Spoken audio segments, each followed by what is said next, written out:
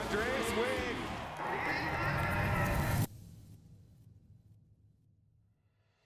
I was always really interested in just acrobatics. I think it's just like something that I had in me, the freedom.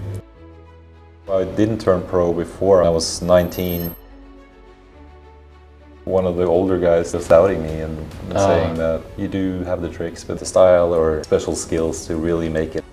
And also in this magazine, one of the writers saying he doesn't really have like the personality in the snowboarding. I always kept the belief in myself. It's a mental game, right? I started doing better and better, and I got a lot of second places, a lot of third places, but I never really reached the top. 2007, you end up in the final once again, and this is your chance. In the last training run, I totally miscalculated. There was one jump. The doctors told me that I wasn't going to be able to do the finals. I just broke down. Right before the finals started, they gave me the go. And I got the gold. Okay, Andreas. Yeah. First of all, really nice to have you here, and that you wanted to join the podcast. And as you know, what we will be doing in this podcast is that we will dive a bit down into your journey from where it all started and to who you have become today, and everything that you managed to achieve along the way. But from the beginning, I like to go back to where it all started. So can you tell me a little bit about where did it all start for you? And how was it growing up like Andreas in the early years?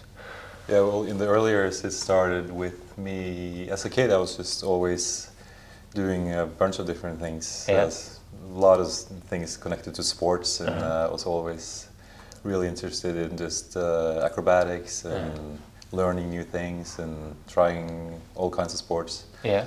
So I was, skiing all these like super small skis. It's in Norwegian it's called like stumpeski. I don't know what it's called in in English. It's the short ones, yeah, right? like the really short plastic ones. Yeah. And just playing around on those. I feel like that was kind of like my first snowboard in a way. Yeah, I started doing like backflips and front flips and 360s on those. And also playing soccer, handball, and cross-country skiing. Yeah. And I was doing alpine skiing or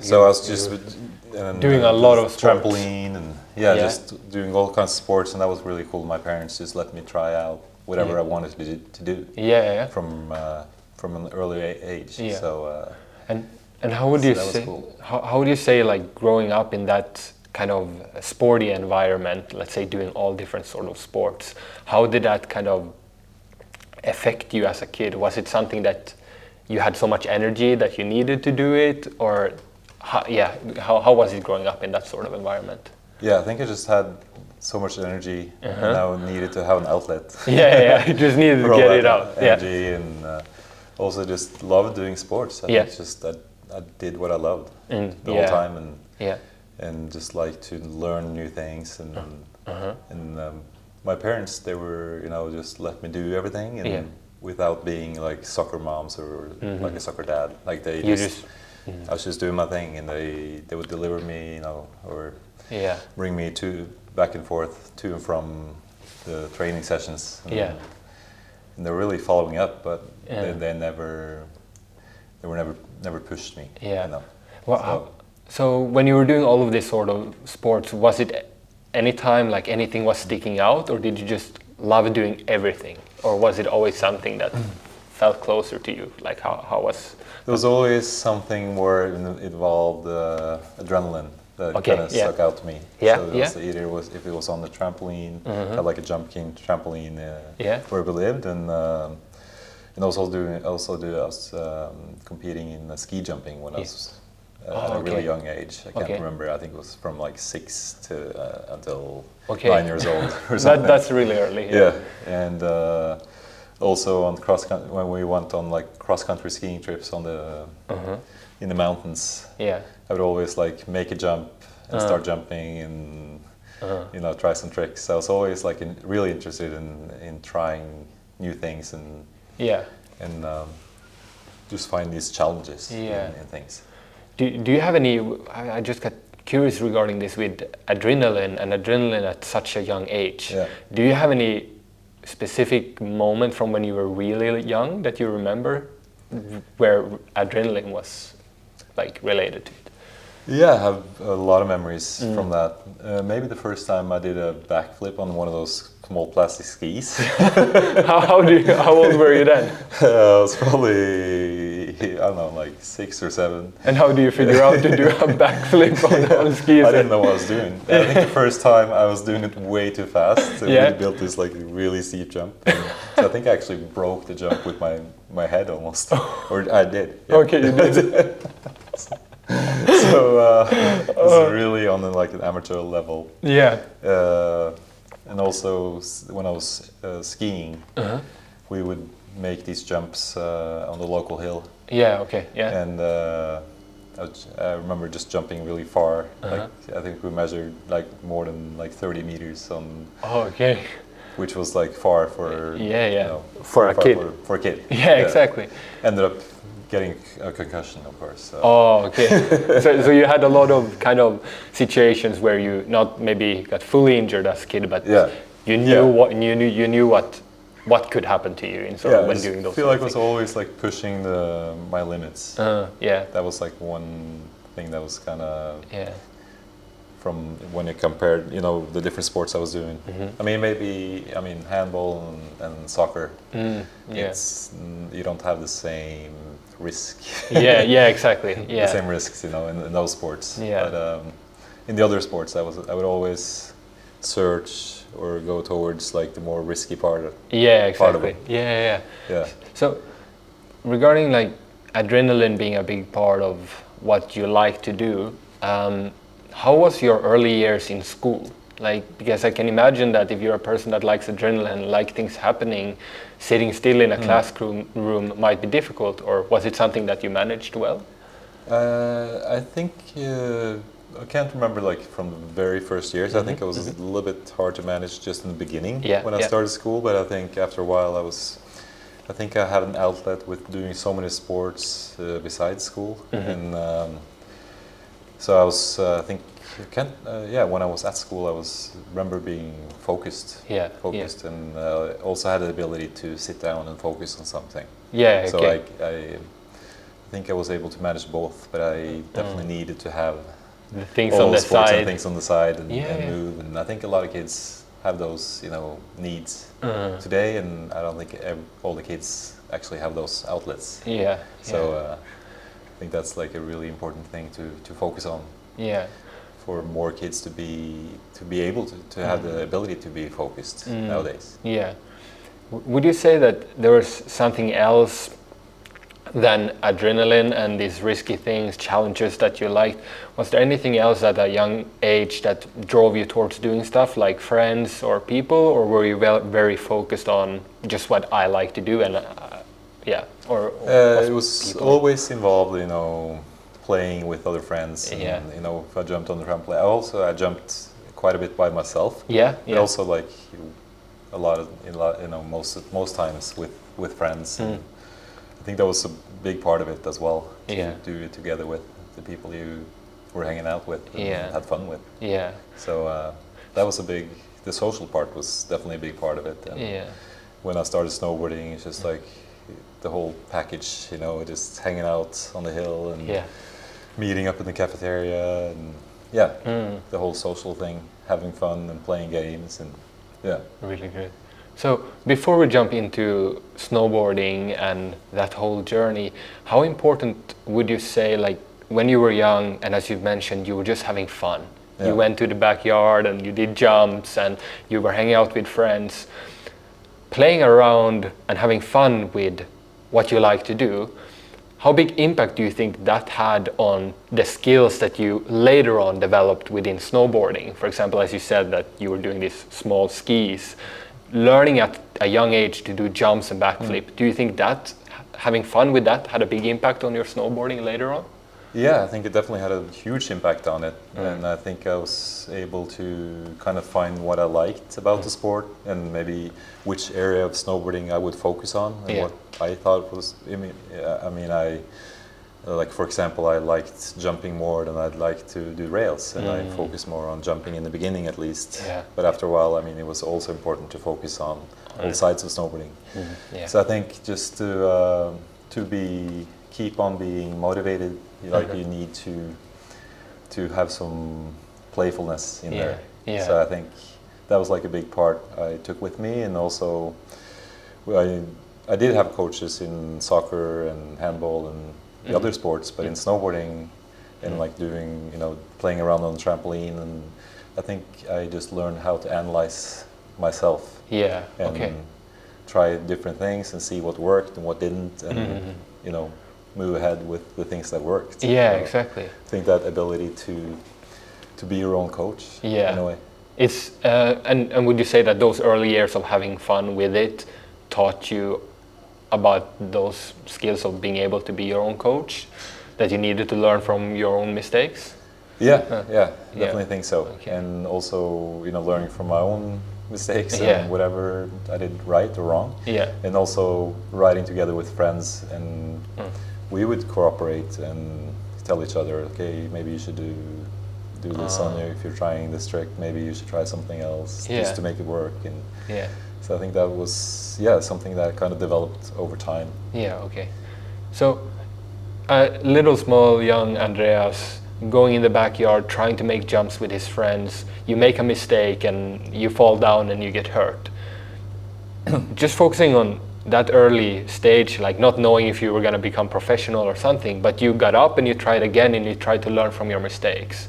Do you think that was a natural sort of thing for you guys, or was it the environment you were in that you just had fun and you just wanted to continue? Because I think many kids, if they try something and they hurt themselves at a young age, they think, okay, that's dangerous, I'll move on. But you actually, on a very young age, built an ability to learn from it and try to do it again. Well, what do you think? Do you think that was a natural thing for you? I definitely think it was a really natural thing for me, and I just had this like inner drive for some reason to pursue those things I love to do. Exactly. Just from an early age, let's say we went cross-country skiing, and I always like be in the front, just running up my skis, and I think it's just like something that was, had in me from the very beginning. And it's hard sometimes to describe why. I think just is something, maybe you just discover like a path you really like, and it helps to keep that motivation or keep that drive going forward. Exactly. It's like, as you said, that inner drive potentially comes when you're doing something that you truly love and you don't want to give up on it because you care so much about it. And probably at a young age, when you're more free to think and you don't have as many limitations, you just naturally keep going. And I think just when you keep on learning, I think that's also like a really important part of staying motivated. It's just like you always want to learn new things, and it's so rewarding, when you learn something new. It feels like you master it in a sense. So I learned this and now I can do it. And the other way, it's sometimes a little bit demotivating if you feel like you're taking some steps back, or if you get injured, or like you probably know from your tennis career as well. Absolutely. Both being like on the right track. And sometimes you bump into problems. Maybe you start doing things you did earlier in the right way, and then it's not working out anymore, and you have to keep on optimizing. It goes back and forth. Absolutely. So you find this path of you like the challenges, but then snowboarding came into your life. Do you remember your first moment of snowboarding? The first time you did it? The first time I did it, it was my sister. She was playing in what's it called? Like she was she was playing music with other. Oh, okay, like a group of musicians. Corps. I don't know what that is in English. Okay, that's fine. Maybe I'll I'll remember later. Yeah. So they were going to be the first ones playing on top of the Galdhøpiggen, which is the highest mountain in Norway. And instead of going with them, there was one of the dads there. He had brought a snowboard, and he let me try it. And we went to, instead of following the group up to Galdhøpiggen, we went to Juvas ski resort that's there, and I was able to got to try snowboarding for the first time. On this, like, really, the board was way too long for me, but I just remember that this is something that's for me. Yeah, you liked it. Was there something specific that stuck out, or was it just a feeling that you fell in love with this sport somehow? I think it's just the playfulness you could have on a snowboard, and and alpine skiing was a little bit, which I was, that was like a sport I was doing at the time, and it was a little bit more strict. Yeah. And I would always love to do like the helicopter on skis, like the 360, and which was called like the helicopter. So I think that's really what I loved about snowboarding. Just the freedom and the playfulness. That's so cool. So how early on would you say that this dream of becoming this professional snowboarder and traveling the world, being one of the best, let's say, how early on did that dream start growing on you? Was it before you found snowboarding, or approximately when? Yeah, I think before I found snowboarding, I, like all the kids pretty much, you want to be or I was playing soccer, so I definitely was looking up to the big soccer players. And that was maybe in the direction I would like to go as well. Like before I decided to go all in on snowboarding. So when it comes to snowboarding, I think it was maybe way later than the kids start now. Maybe I was like 13 or 14 years old before I started having that dream of, okay, I want to be a pro snowboarder. And started watching snowboard movies and looking up to the big stars out there, and the professional snowboarders that really had an impact on that was like the end goal, to be like one of those guys. Yeah, exactly. So you were around 13, 14 when they started growing into you. Was this around the time when you started committing to it as well, and like wanted to go all in? Or when did you make the decision to start going all in?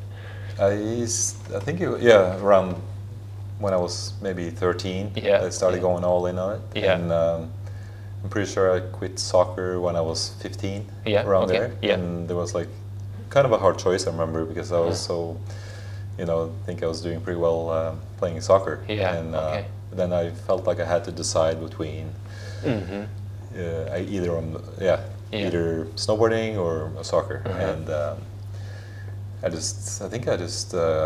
just followed my heart. And went for snowboarding, which was maybe a little bit of a controversial choice at the time, because snowboarding wasn't really too big of a sport. Oh no! And it wasn't really that soccer was, but snowboarding was just like maybe something people were looking at it and it was like, what is this? It's like, what kind of outside of the normal sports, right? Was there any reactions around you when you made that decision because of that it wasn't as big of a sport? And how did you deal with people, let's say, doubting your decision at that point? There was definitely the coach for the soccer team. And he was really like he didn't like the decision. He didn't like it. He really wanted me to keep on playing soccer. And go in that direction, and I don't think he really saw the potential in snowboarding at the time. But I just feel like I followed my inner drive, and I'm glad I did. I don't know how it would have turned out if you would have been going with maybe I would have been a soccer player. Exactly. Maybe it would have been new Cristiano Ronaldo. But they would have been way richer. Exactly. But okay, so you made the decision to quit soccer and go all in on snowboarding. Was this around the time when you started competing, or how did you start getting into competitions in these junior years, let's say? Yeah, the first contest I did was this local contest in the ski hill called Vardåsen, where I grew up. We lived approximately like 400 meters away from it. Yeah. And so there was like this big air contest where just all the local dudes and dudes from around, you know, the Asker and Oslo area showed up, and that was the first contest I did. Yeah. And I think I did a backflip, and I thought that was going to be, you know, score really high. Yeah. It didn't really. Didn't really score that high. No. And yeah, so just exploring, you know, how to deal with contests, and exactly. probably trying to think like how I could do better. Yeah. And would you say that were you quickly by the best people in the country, or how was kind of your performance in competitions and evolving throughout the time? Yeah, so I started doing the Norwegian Cups and traveling. I was traveling around in you know, between or from in different resorts in the southern part of Norway, doing contests, but I wasn't really one of the best. So so I just took some time before I went from, you know, getting those placements a little bit further down on the list. And then I think when I was maybe 17 and definitely when I was 18, I started getting results. Okay. And finally started winning. so it took approximately like 3-4 years from that you started competing until you started performing well. Throughout that journey of climbing from the bottom, let's say in the country, climbing upwards, was there, I would guess it would have been moments of doubt in that journey. Is there any specific moment during that time where you maybe felt a little bit extra doubtful on like, okay, am I good enough to make this or not? Yeah, there was, I remember one time I was talking to one of the older guys that I think he was like semi-professional, and he was like kind of doubting me and saying that this was when I was a little bit older. I think maybe 18, and he was maybe like, yeah, you know, you do have the tricks, but maybe you don't have at the time, maybe you're missing kind of the last, like the style or like the special skills to really make it as a professional. Okay. I remember really, you know, you always, you know, if you have 100 people telling you positive things, and then you have like one person telling you something else, then that always sticks. Exactly. It stings more. Exactly. It really. And also, like, remember, this was a little later, but that was like this in this magazine where one of the writers, he was a little bit, I had a video part in one of the biggest movies. So this was after, you know, my childhood, but and he was, well, Andreas is doing well, but he doesn't really have like the personality in the snowboarding, or just like there was something where there was some outing. You really take it personally because he means so much to you, you know. Exactly. And when I was a kid, I mean, there was also some injuries that set me back, and I think there was always like a mental game when you, let's say, you know, you injure your ankle or something, then it's really hard for your brain to imagine getting back to the same level. Exactly. There's something that the brain just gets really affected, I think, by how your body is functioning physically. Exactly.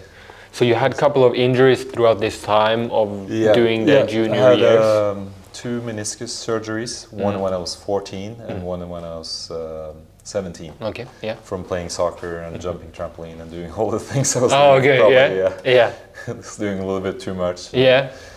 And I remember those injuries took way longer to get back from than I thought. So it was like, I think the last one, it took me almost half a year to get back to where I was, you know, physically, and so the knee was functioning again.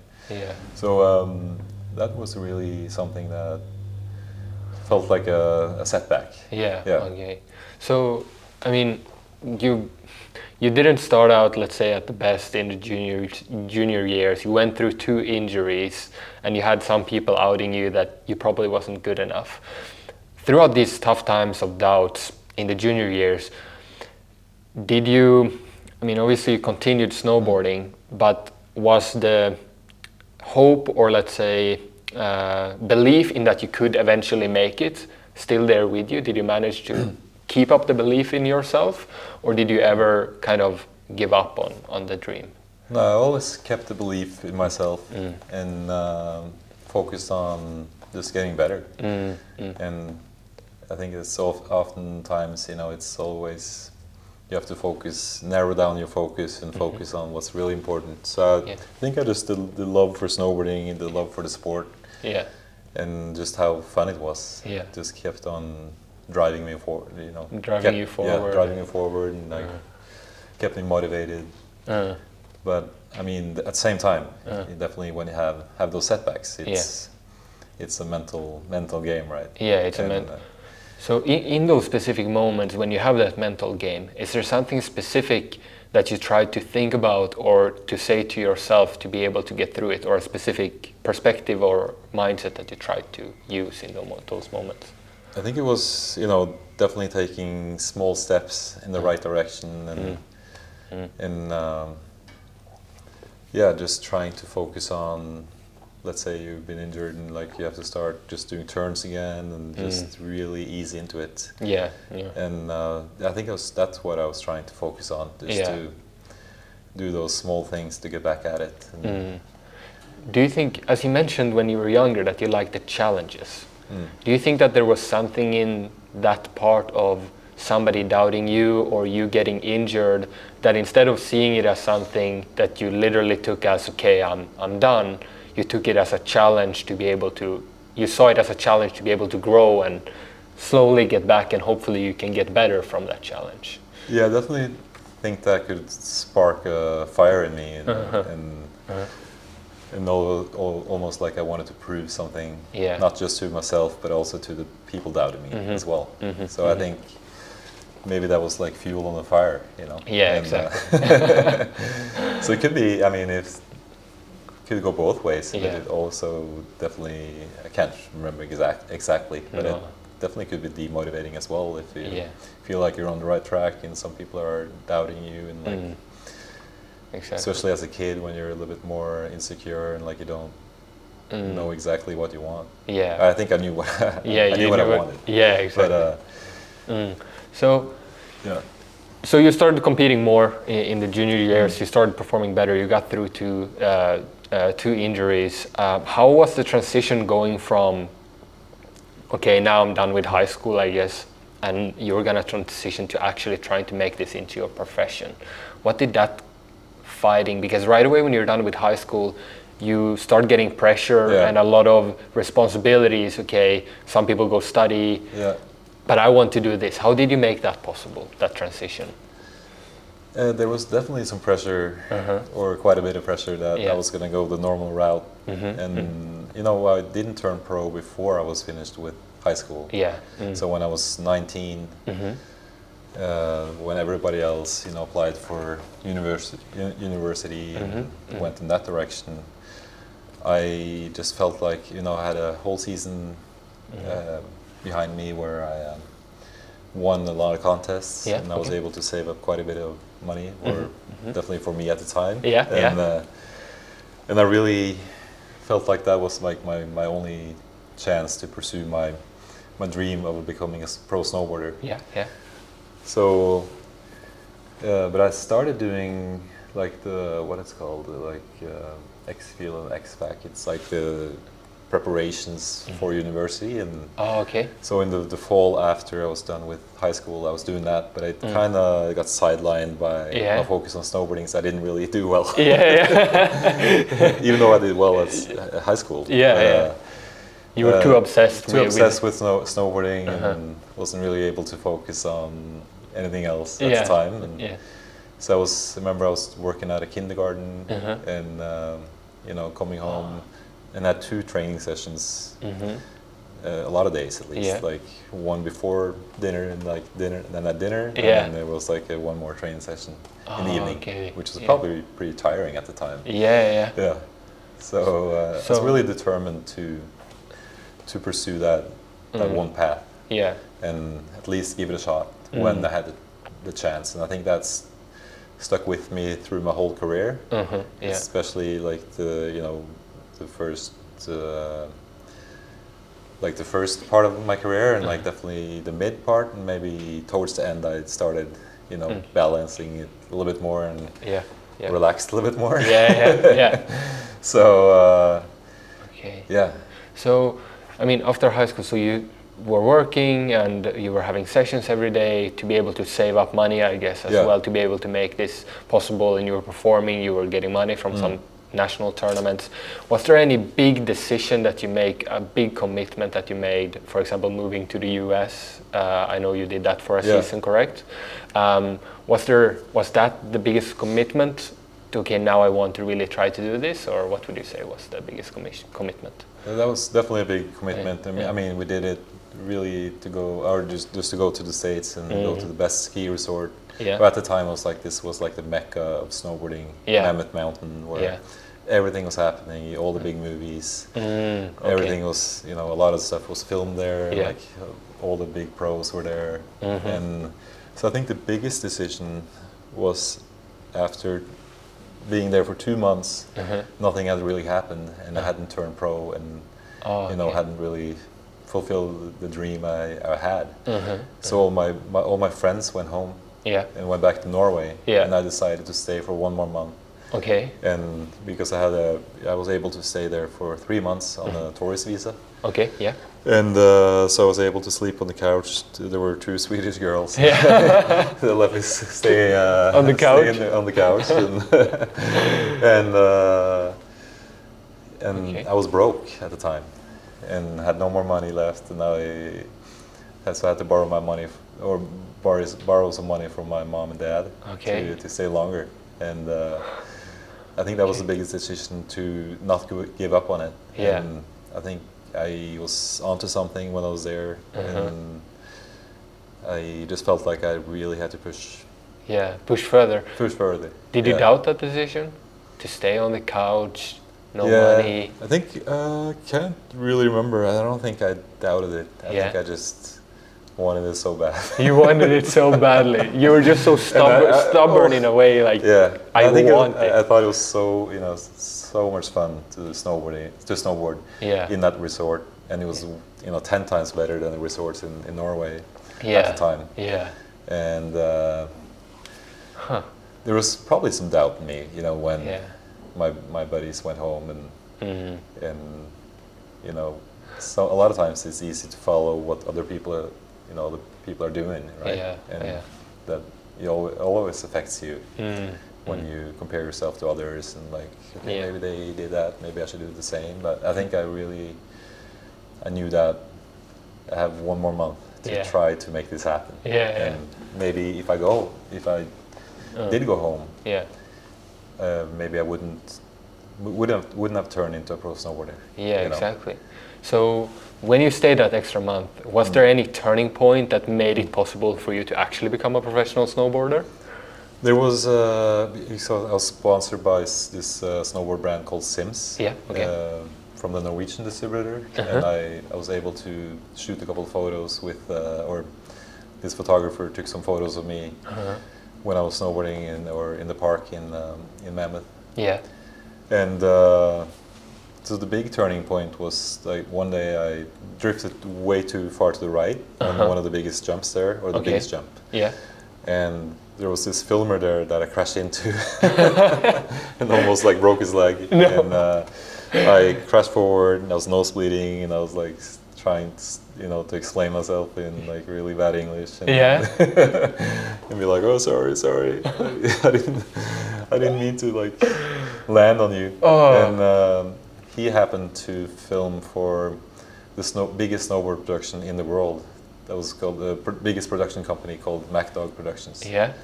And and he also was working with a photographer. His name was Ian Ruder, and so those 2 guys. Also, so that's kind of how I got to. I mean, I met Ian Ruder before that, but that's how I met the filmer Nathan Yat. And so a couple days later, he came up to me, and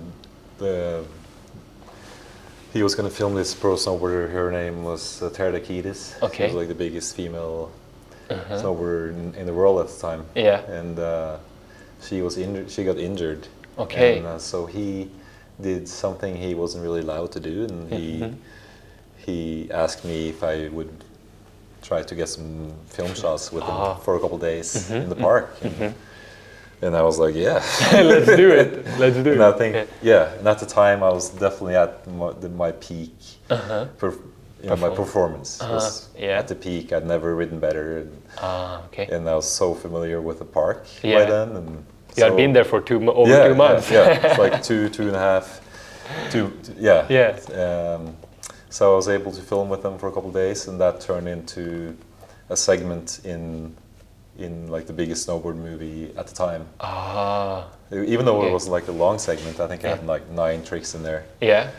But this was like before social media, and so it was just like people started talking about it, and like, okay, this is trick, and also those 2 guys, Nathan Yant and Ian Ruder, they would hype me up and like call, their contacts in the industry, and like, so from having only Norwegian sponsors and no paid, exactly. I didn't get paid by them.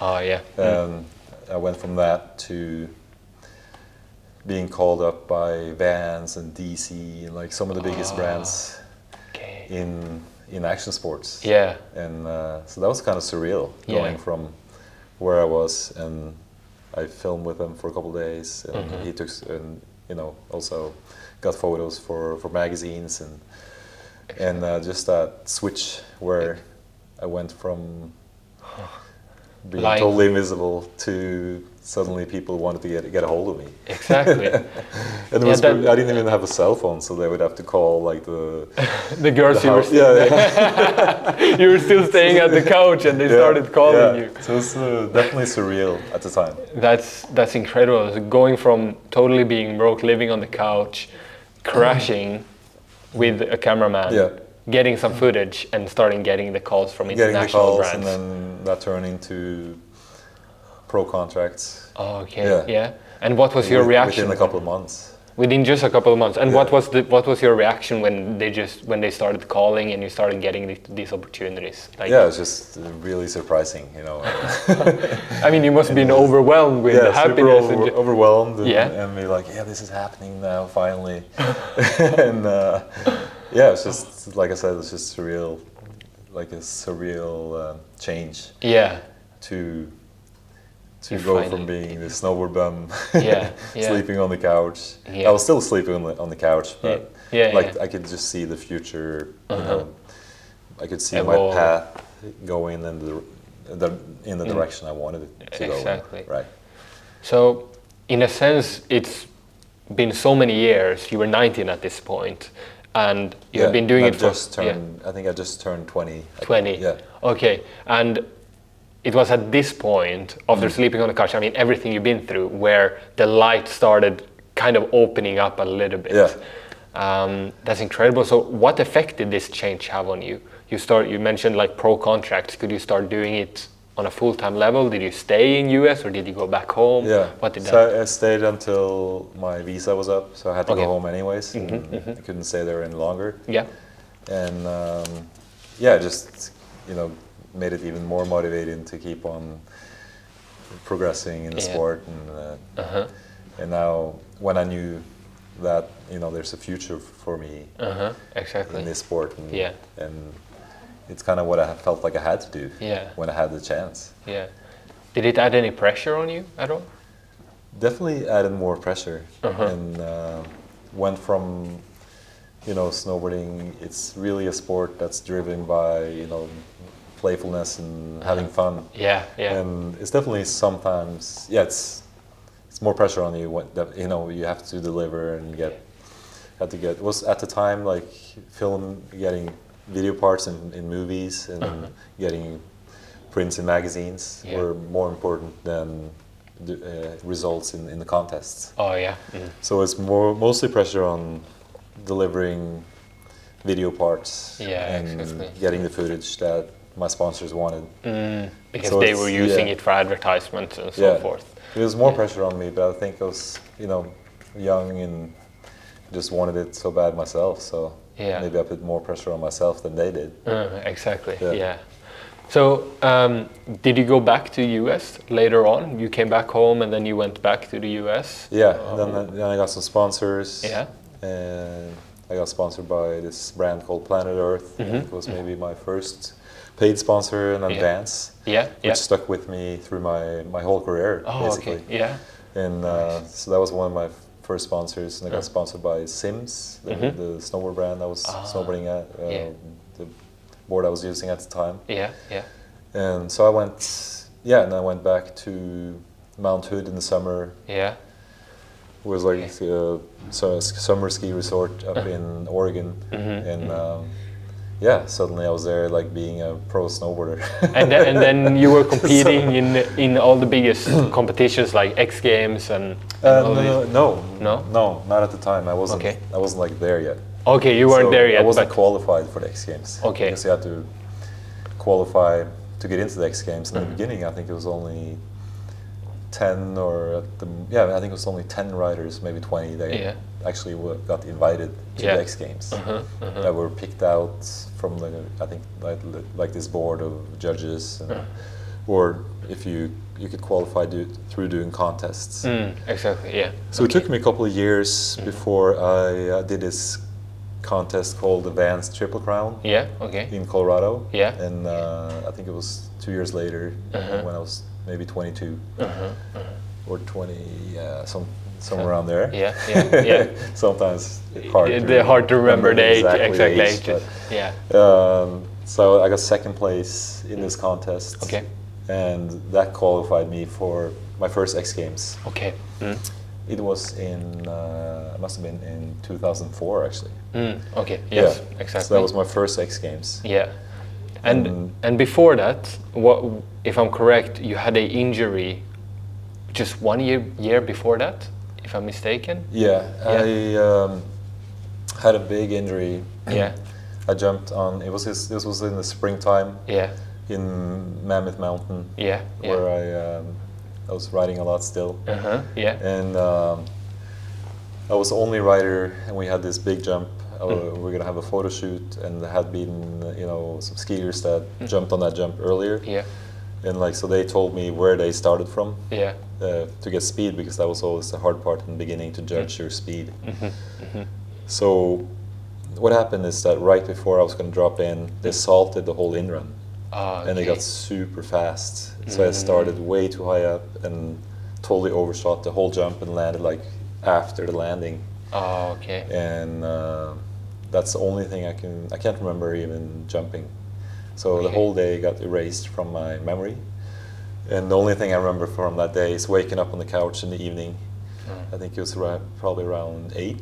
And there was this note in front of me. It said like, "You overshot jump, you are okay." That's all I remember.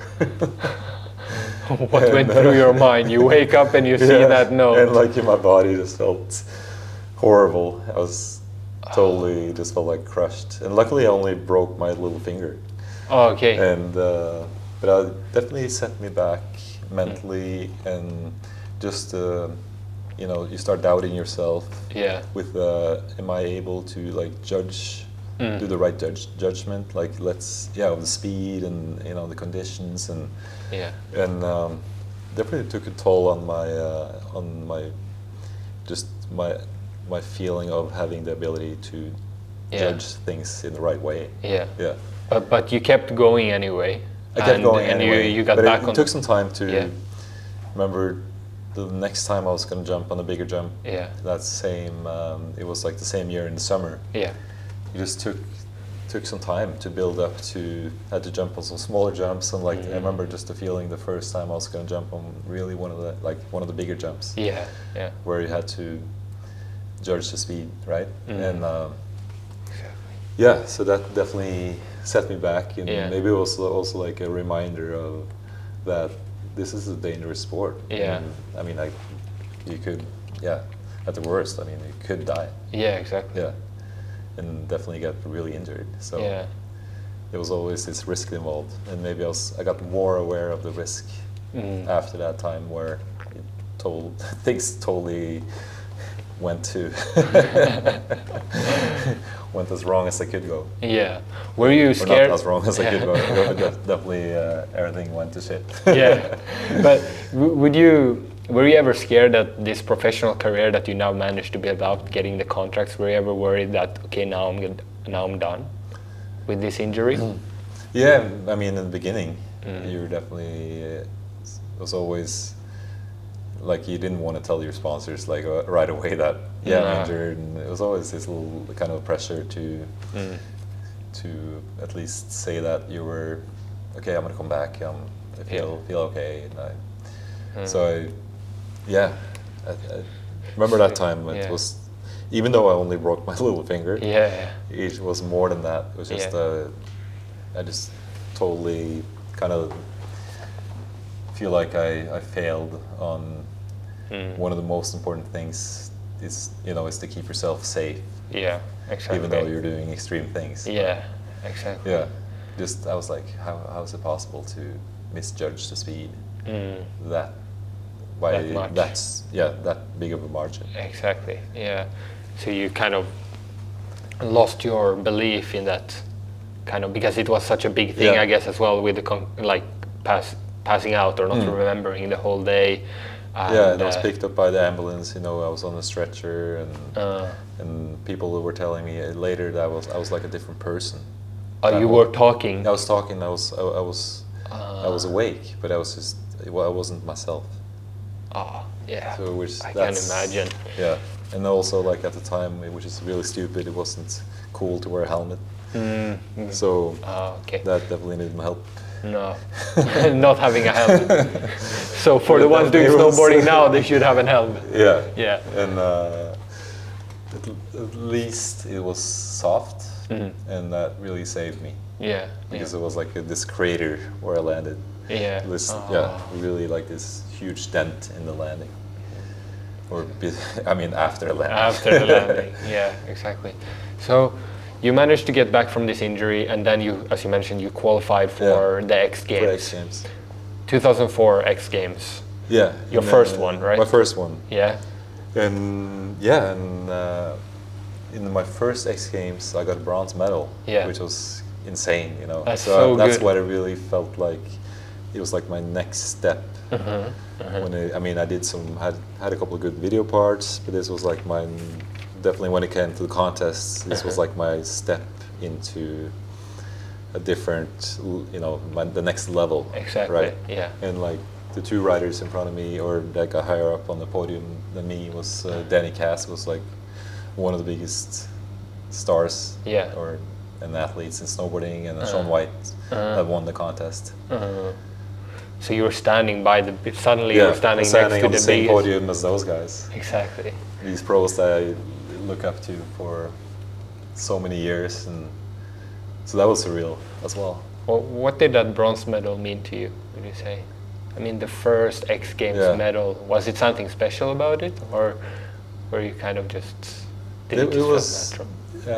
Definitely something special, where I felt like I was going into like a bigger league in a way. Yeah. Just felt like this was my start gate to pursuing to get the gold. Yeah. And like I wanted to do more in that direction, and so that was like it's always motivating to get the taste of what it could be like. So to be the one guy on the top. So in a sense, you weren't satisfied with this bronze. It sparked a fire that, okay, I really want that gold. Yeah, I think it was like I was satisfied there and then when it happened. Yeah. Because it was like from what I came from to getting that bronze was huge. But I think over some time it just developed this need to try to do better and to get the gold. You got the bronze medal, and now you wanted to go for the gold, and it took some years before you got there. Can you tell us a little bit about the years from 2004? You got a silver medal in between there. What was the journey like? Because it didn't come right away. I can imagine like those years could have been. Yeah, it didn't come right away, and a challenge at the time was that my sponsors they expected me to deliver video parts at the same time. So but I really wanted to focus on riding park and doing the contests as well. So it's always like a challenge to navigate, and you know, the pressure from the sponsors that expected me to go out in backcountry, which was really fun, and like I wanted to do that at the same time, but you didn't really get to snowboard that much because you were mostly, I mean, you're spending a lot of time on snowmobiling, building jumps. Exactly. But at the same time, to do well in the contests, I had to focus on riding park. Exactly. And you know, Danny Cass and Sean White, they were mostly focused. Definitely Sean White. He was pretty much only focused on park, and so I mean, it's when you're trying to compete and you feel like you don't train. It's almost like you don't. Yeah. It's almost like being a content creator on social media today, and you need to focus on setting up the camera and doing all of these things, but at the same time you need to try to be an actual professional, professional in the sport. Yeah, and like you want to focus on the actual sport. Yeah. And there are so many things around the sport that takes the focus away from actually doing the sport. Yeah, exactly. So, you know, when you're filming in the backcountry, maybe you hit a jump maybe 7 or 8 times before the landing is toast or it's finished, and there are too many tracks. Yeah. And maybe you spent the whole day, that whole day building a jump or trying to find it, and so you didn't really get to snowboard that much. So I think that was one of the hardest part to balance it. Yeah, and you continued doing the X Games every single year after your bronze medal in 2004. Yeah, so in 2005 I was riding really well, but I failed in the qualifications, so I didn't make it to the final, which was surprising to a lot of people because then I was more established on the contest scene, and they knew who you are. My sponsors and other people expected me to go into the finals. Yeah, exactly. Or qualify for the finals. And it didn't happen, so that was a setback for sure. Yeah. And then in 2006, I got the silver medal. Yeah. Which was one step closer. Yeah, exactly. So these 2 years, 2005 and 2006, no medal, silver medal. Which one of these years would you say were more of a setback for you? The 2005 one? The 2005 one was more of a setback because I was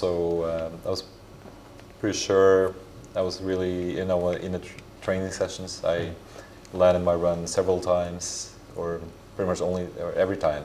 Yeah. And I usually was able to do better when it mattered the most in the contests. Yeah. In the finals or the semifinals or whatever, which finals it was. Yeah. But that time I just failed when on the same trick, on the same jump, and it wasn't too hard of a trick actually. So just it happens. You know, small margins, and that's what happens in sports sometimes. Yeah. And once again, after that time, you used it as an opportunity to learn and grow, or did you ever push yourself down or think that or did you ever start doubting, like, can I really get this gold medal? Like, now I took a step back.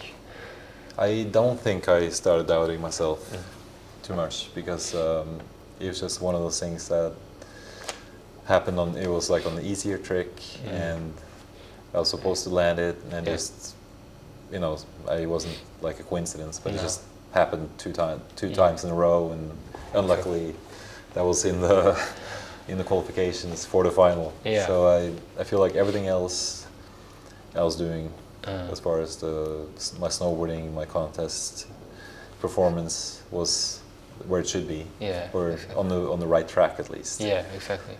Okay, so you're getting the bronze medal, the silver medal in 2006, and 2007 you end up in the final once again, and this is your chance. Can you walk us through a little bit what happened in that final? So in 2007 I finally felt like I was there where I had the chance to get the gold. Yeah. The gold, my goal. Your goal and the gold. Goal and the gold. Yeah. So I finally felt like I had the tricks, and I had the skill set, and yeah, just my performance was where it should be. Yeah. To at least to have a chance to beat Shaun White. Yeah. he was the kind of the one like the to king beat. of slopestyle and snowboarding at the time, and he had won 4 years in a row. Yeah. So he was like, people felt like it was impossible to beat him. Yeah. Basically. Exactly. Yeah. And so I was doing the the qualifications went really well. Yeah. And I qualified second, of course, after Shaun White. Yeah. So that meant I was gonna start second to last. Yeah. So, it goes the other way. It goes the other way because you have the advantage. If you win the qualifications, then you get to start last. So you could see what other riders are doing. And so what happened in the last training run, I totally miscalculated. There was one jump, and I was going to do a frontside 1080, which is like 3 rotations, and I under-rotated and caught my heel edge in the landing, and just fell on your head. Fell on my head, and I was just my helmet broke, like cracked.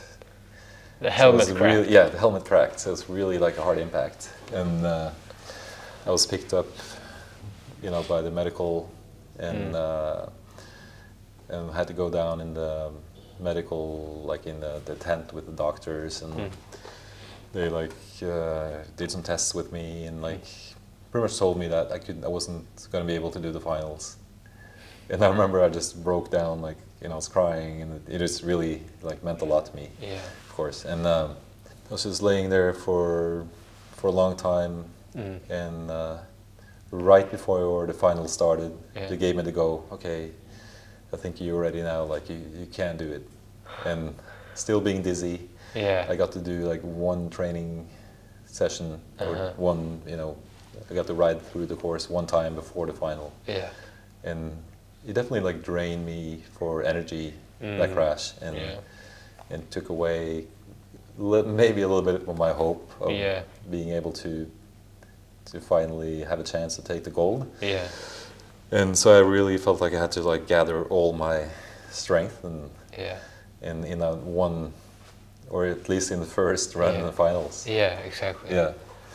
Huh.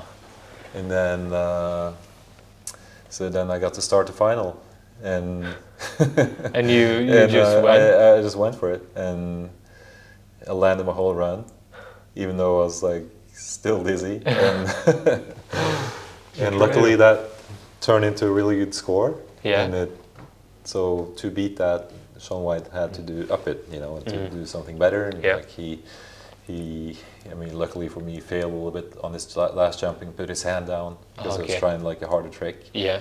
And then I got the gold. And you got the gold. Amazing. For the first time, and that was amazing. Just my friends, lifted me up, and it's just so cool to see. And that was really cool about the snowboarding community, that just you feel like people want something good for you. It wasn't like we were, and that was people from other countries, and so it's really cool to see that, just the fellow, the support between us and the support you got. And how was that? I mean, the relief, the moment, not only, going back to when you got the go to actually do it, but then you made it. That was almost like disbelief. It was? Okay. Or so it was this is really happened. Okay, you didn't believe that this is the reality. You have to believe that you're going to be able to win if you're going to be able to win. Exactly. You have to at least trick yourself into it. Yeah, right? Exactly. Yeah. So I just remember that was really surprising. Yeah. That I was able to turn it around, and maybe, I don't know, maybe I was a little lucky that I just, everything fell into place in that one run. And so it was just, like I said, it was just really something I think I did expect it, I didn't expect it. I wanted it really bad. You wanted it really badly, and you got it. Amazing. And before that contest, I put a lot of stuff, all the filming stuff, and I really started focusing way more on just X Games. Yeah. And I skipped. There was like this contest in Europe right before, where all the other riders in the world, or all the big, all the other top riders went there, and like it made you a little bit more jet lagged. And I thought, okay, I think I have to focus just on this on X Games, because that's the biggest contests, and it's 10 times bigger than any other contest in the sport, right? Yeah. So when you made that change of what you were prioritizing, was there any sacrifice that you needed to make? For example, sponsorships or money? Were there something in that decision that you needed to sacrifice? There was sacrifices. I mean, I didn't get to focus on the filming part, where I was supposed to start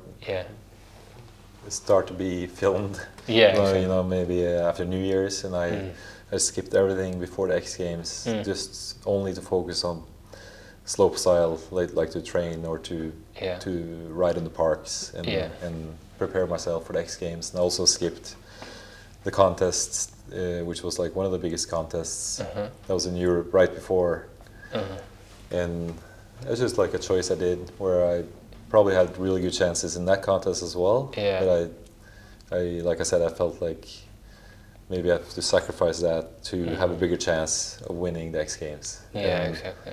It was way more important for me to win the X Games, and for me, and also like the impact that would have on my career. So you mentioned that, I mean, along this whole journey, and finally you have the gold. And I think one thing that I've sticked with you through the whole journey is that you continue to believe in yourself at each and every time, and just like, I'm going to do this. But you said that you needed to sometimes also trick your mind to believe in yourself. Can you elaborate a little bit around that when it comes to, because I guess that at some points your brain will just, it's such a big thing, it's difficult to actually make it believe in you that you need to kind of trick it. Can you elaborate quickly on that? So I remember I was, talking to myself and like telling myself, okay, you're gonna do this. Like you have what it takes to win. And like those kind of things, I think sometimes when you tell it out loud, it just means more. Exactly. And I didn't know that I had a chance to actually to win and put down a run that was good enough. Exactly. But so it's hard to describe it, but in a sense, lying to yourself. If you in a maybe way, like deep down, I thought maybe Shaun White was gonna win again. But I knew that I had a chance. But I think it's also important to focus on what you're doing. Like I had to focus on. At least look at what he was doing and other riders to make sure that my run was good enough if I landed it. Exactly. Then I had to take that much risk and ride it on my limits to be able to win. So for me it was like all or nothing. Either I would hopefully win, or maybe I would crash and be further down on the list. Exactly. Right? So it was a lot. I think that's a better feeling to try your best and fail than to do your mediocre run and like maybe that I did that later in my career where I was trying to play it safe and I landed my run and didn't qualify. And that felt like really pointless. Right? Exactly. Amazing. So after achieving basically your dream that started when you were really young, going through everything, you continued and you managed to get another gold the year after. And I also got the first year I also won the big air the next day. Okay. But I was like, I bruised my heel doing the slopestyle contest. Okay. And so I was really unsure if I was going to do the contest the next day. And I wasn't really going to do it. I think that was more than a thing that just, I just won. You just wanted to do it. I was just there and I tried to make it work, and luckily it worked. It worked, and you got the gold medal. I felt like I was maybe more proud of the first gold in the slopestyle. Just I think the second one there was just something that I was really on the go and had a good flow. Exactly. that's why I also ended up winning the big air that same year. So I got 2 golds. Exactly. Yeah. And you brought, would you say that you brought some kind of confidence or belief with you that, okay, I've done this now once, I can go and try it again? Yeah. I think that's, you know, when you finally achieve your goal, it's then it's definitely easier to believe in it. Right? Yeah, exactly. So, as I mentioned, 1 year later you continued and you won another gold. You have now 3 gold medals. Looking back at this career, in a sense, or career that you've had and won your dream medals, what would you say is the kind of biggest achievement that you've had? Is it the gold medals itself, or is it something else about the whole journey that would say mean the most to you? I think I'm really proud of the gold I got the year after. Yeah. Because I think it's harder to defend the gold than to win the first one. Yeah. So because then you're the guy that everyone wants to beat. Exactly. Right? Yeah. So and what kept you going there to get that second I think just the feeling of winning the first one and the second one and just wanted more, I guess. Yeah, exactly. You just wanted to do more. And also I think at the time I kind of was able to, I kind of knew that I was getting a little bit older for being a contest rider. I think it was when I won the second one, or the third one, I mean the year after. I think I was 27. And I could see my career, you know, at some point it would end. And I felt like this was one of my last chances to be able to win. So I think that really kept you know, fired up my drive to pursue that. The last goal. And then the year after I got injured, but I was still trying to do the same thing and ended up not qualifying for the finals. And the year after that, I didn't even get invited to the X Games. Okay. That shows kind of how fast it goes from being at the peak, and how fast it goes from that to. I mean, well, maybe it was 3 years later where I didn't get invited. But exactly. It went quite quickly. And it was quite surprising, you know, just to suddenly not being invited. And how did you deal with that? I think I definitely felt like that was a little bit hard to deal with.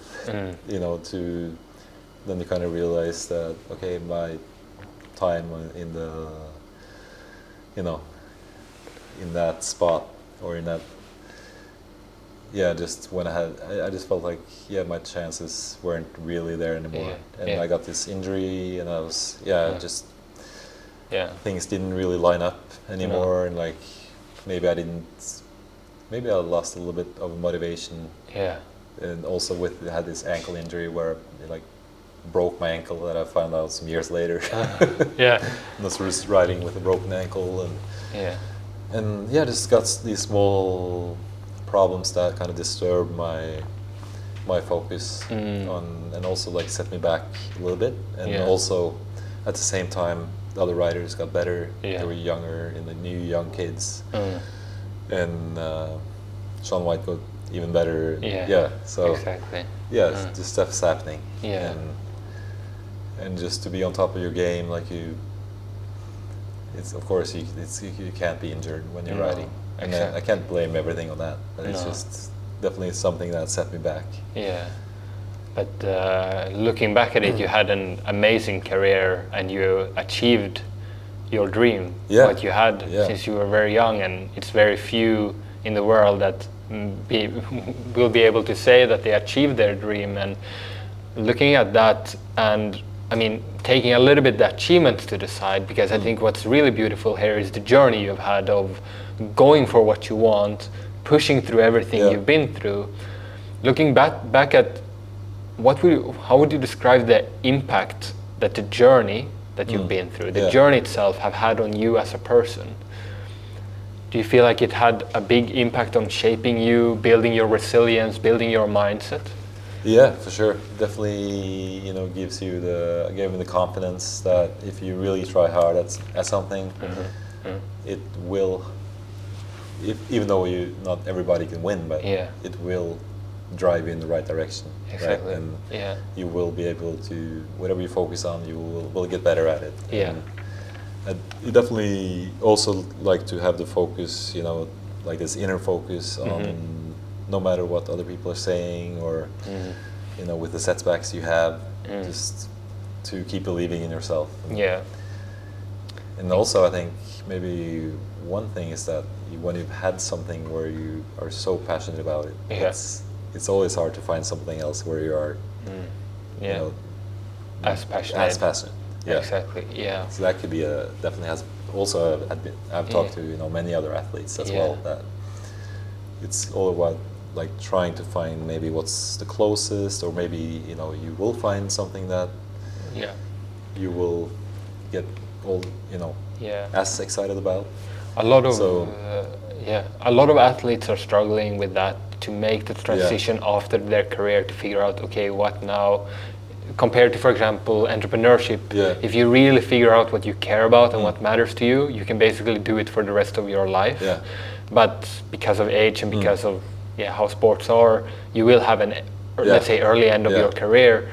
How have that transition been for you afterwards? It must have been challenging to figure out what you want to do, and what are you doing? What are you doing now? What are you up to? So it was definitely challenging to go from, that's the thing where you're going from being this athlete, and you have so much of the identity attached to the sport, and like yourself as myself as a pro snowboarder, and kind of like how, I don't know, maybe how other people view you, and I think it was, that, which was what was really, tough, was to kind of detach yourself from being, the pro snowboarder to being this more like normal, or just normal guy. And also like to kind of find yourself outside of being that person, and just maybe have an identity just closer or just more attached to who you are outside of snowboarding. Exactly. I think that was in there. So I went, after I was done snowboarding, I was doing these TV concepts for a couple of years, and I was working for Red Bull. I was kind of in the same field, same world, same field. And then I decided to go back to school and so I got a bachelor's degree in digital marketing. And then I really felt like I was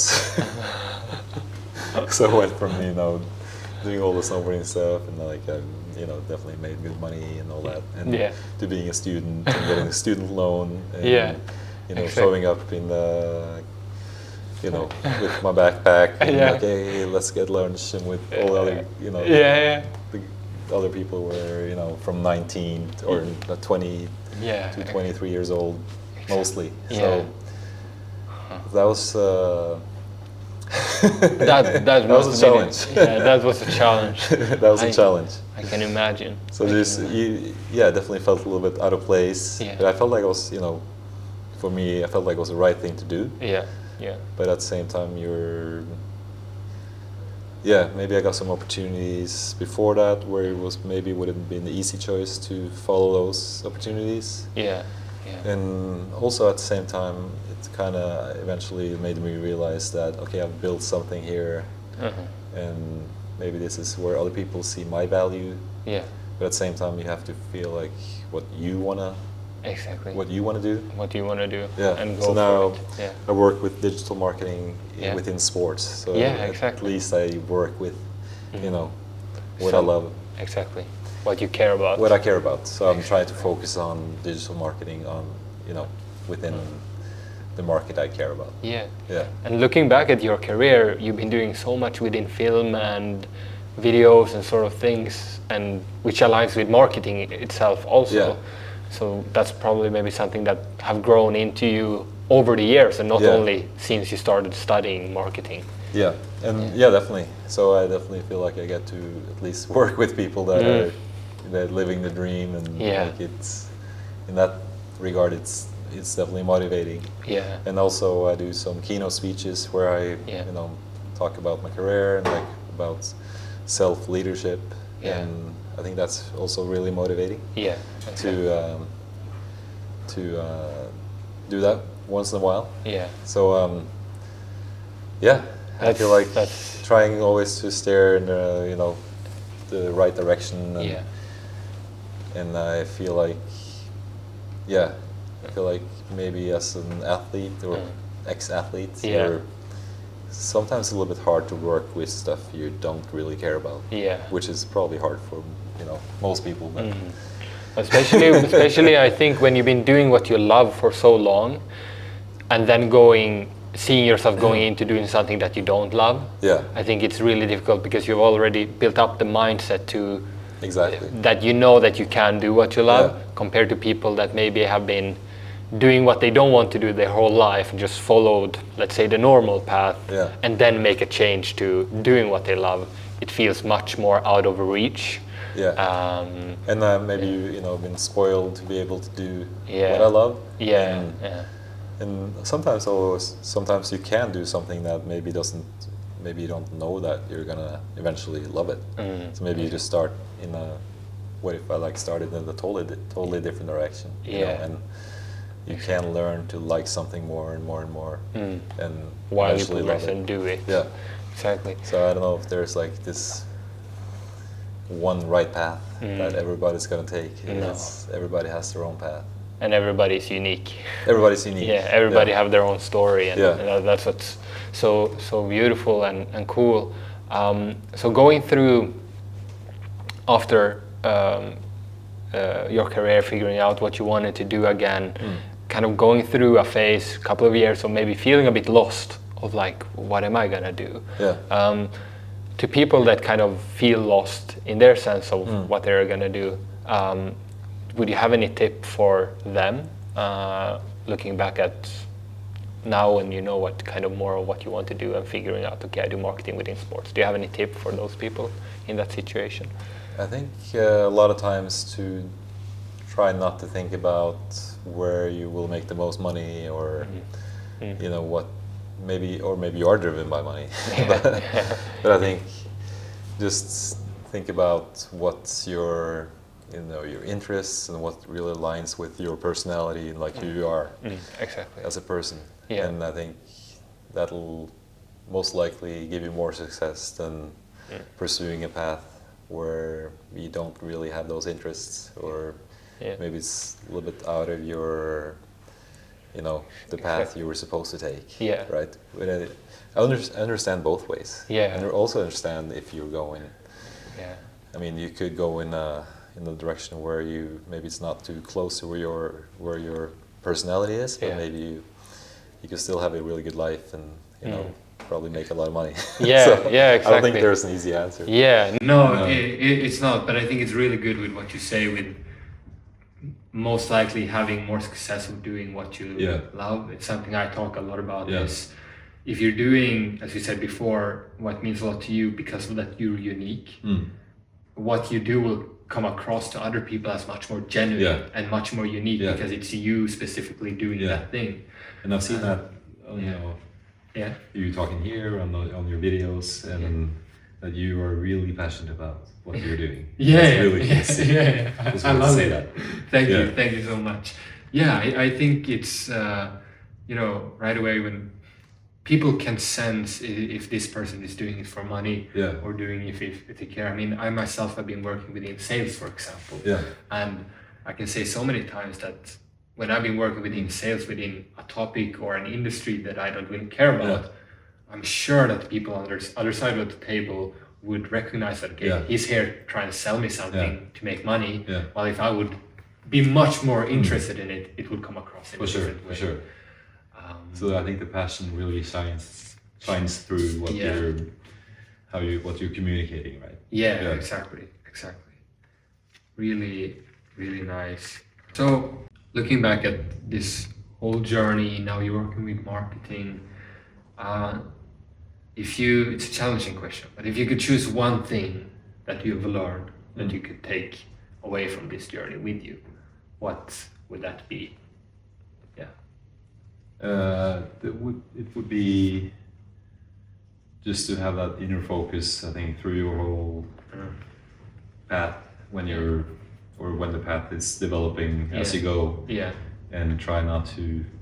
Sometimes you do listen to other people. Maybe sometimes, and I've done that myself as well. Like I listened a little bit too much to what other people were saying. Maybe even more after my career. Yeah. So I think just to really feel what's your path and just have that inner focus on okay, I'm doing this and this is really what I want to do. Exactly. And it's really easy to get sidelined and sidetracked when you get too much input. So yeah, exactly. I think sometimes, let's say if you're starting a company, a lot of people are going to tell you don't start a company, right? Because it's a big risk. It's way easier to just go into as an employee in a normal job. Yeah. So I think in some situations it's better not to speak to too many people and not always try to seek too much advice. Yeah, and try to just stick to what you care about. Yeah, so I think that's one thing that if I seek maybe before I went to the States, if I would have talked to too many people, maybe I would have been talked out of it to actually go there and to pursue my dream, because most people would probably say that the safe or steer me towards the safer choice. Yeah, right? Exactly. Yeah, and you probably have been feeling lost many times throughout that journey. So to each time also just trust the process, knowing that it doesn't matter that I have all the success yet. Yeah. Like that's something external that maybe will come. Yeah. The most important thing, as you say, is that I'm doing what I care about and what I love. And give it a shot when you have the chance. Exactly. Yeah. Yeah. That's really good. So, Andreas, for every guest that joins the podcast, we have this book where we like them to write down their dream, their current dream going forward, and then give one tip for themselves that, based on your knowledge, based on what you've learned from your journey, that you would give for yourself in the next coming years towards going for this dream. Would you be willing to do that? I will, for sure. Super, Looking forward to it. Great. Let's see, here is the pen. Do it. All right. Great. All right. And one tip for yourself? Yeah, live a balanced life with my family and follow my inner focus. Nice. And I think that's definitely something that changed when now I have 2 kids. Yeah. One girl that's 3 years old and a son that's 8, and it definitely changed my whole mindset on what's important in life and how to balance everything in life with the family life, and definitely changed my priorities. Yeah, but I still want to, at the same time, that's maybe why I wrote down 2 things. Yeah. And follow my inner focus at the same time. Yeah, exactly. So how do you find that balance? How do you? I mean, I haven't had kids myself, so I can imagine how that is. Is there something that you try to focus on, or different sort of things you need to prioritize to be able to make it happen? I think to find the balance, I mean, it's definitely about having the focus on what you're doing when you're working. Like focus on that and be as efficient as you can, so you can focus on your family when that time comes, later in the day or on the weekends. And I think it's that on and off switch, so you're present in the moment. Exactly. And that's what's we're all striving for, right? Yeah.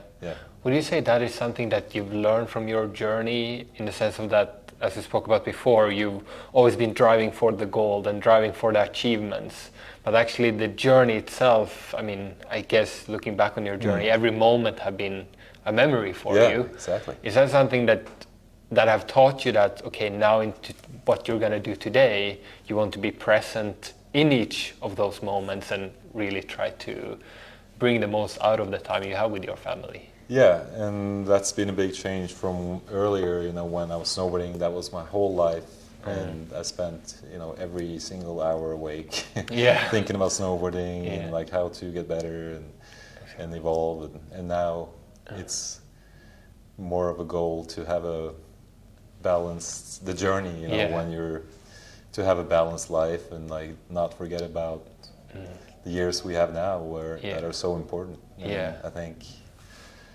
try not to get lost in too much work, you know. Yeah, exactly. And to really enjoy the ride. Yeah. No, that sounds amazing, and I think it's you have one of the most beautiful things in front of you with having a family and having kids. Yeah. It's something that I admire a lot, and I wish the best that you can achieve that dream of trying to keep that balance, trying to become or be as present as possible and enjoy it, because it's for sure something that we only get to experience one time. Yeah, for sure. And that's you only have one journey, right? Yeah. Or we think so. Yeah, exactly, exactly. But super, thank you so much, Andreas, for sharing your journey from just the very beginning in your small town in Oslo to going through all the injuries, all the doubts. I mean, every up and down that you've been having, moving around the world, to winning your dream, winning the golden medal in the X Games, and to now where you're settling down a little bit more, having your family, but continuing to pursue what you truly love. Thank you so much for sharing. Thanks for inviting me, and it's been a pleasure to be here. Thank you so much. Thank you. Thank you.